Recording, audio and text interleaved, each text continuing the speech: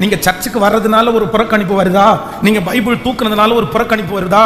நீங்க ஏசப்பா பிள்ளையா மாறினதுனால உங்களுக்கு ஒரு புறக்கணிப்பு வருதா? ஆண்டவர் சொல்றாரு, என் நிமித்தம் உங்களை ஏதாவது ஒரு வார்த்தைகளாலே பேசுவார்களானால் சந்தோஷப்பட்டு களி கூறுங்கள், பரலோகத்திலே உங்களுக்கு பலன் மிகுதியாயிருக்கும். ஆண்டவருக்காய் துன்பப்படுவது பாக்கியம், ஆண்டவருக்காக அவமானப்படுவது பாக்கியம், ஆண்டவருக்காக பாடுகள் சுமப்பது பாக்கியம். ஆண்டவருக்காக ஒருவன் அசுத்தமாய் பேசுவது நமக்கு தீமை அல்ல, நமக்கு ரொம்ப பெரிய பாக்கியம். அவன் பேச பேச அதனுடைய ஆசீர்வாதத்தை நமக்கு கர்த்தர் தந்துட்டே இருப்பாரு. ஒரு சிலருக்கு கர்த்தர் இம்மையில தருவாரு, சிலருக்கு மறுமையில கர்த்தர் தருவாரு. ஆண்டவருடைய பிள்ளைகள் எந்த இடத்துல இருந்தாலும் பரிசுத்தத்திற்காக உங்களை புறக்கணிப்பது தீமை அல்ல, நன்மை.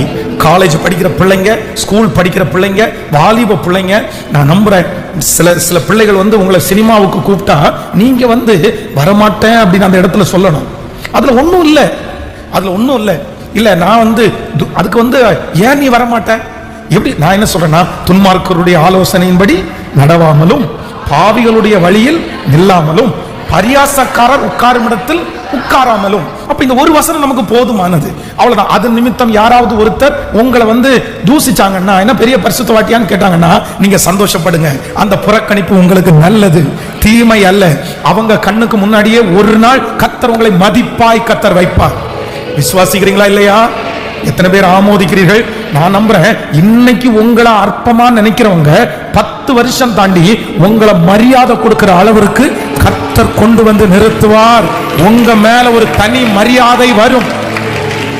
இப்ப நீங்கள் புறக்கணிக்கிற அந்த காரியத்தை குறித்து ஒரு மரியாதை உங்க மேல வரும். நம்பர் 2, இரண்டாவது, வளர்ச்சியினால் புறக்கணிப்பு வரும். நம்ம வளரும் போது சிலர் நம்மளை புறக்கணிப்பார்கள். சங்கீதக்காரனாகிய தாவீது வளரும் போது அவனை புறக்கணிக்கிறாங்க, தானியேல் வளரும் போது புறக்கணிக்கிறாங்க. ஆனா அது உங்களுடைய வளர்ச்சியை ஒரு நாளும் தடுக்கவே தடுக்காது. ஆமென் சொல்லுங்க பார்க்கலாம். கைகளை உயர்த்தி ஒரு அல்லேலூயா சொல்லலாம்.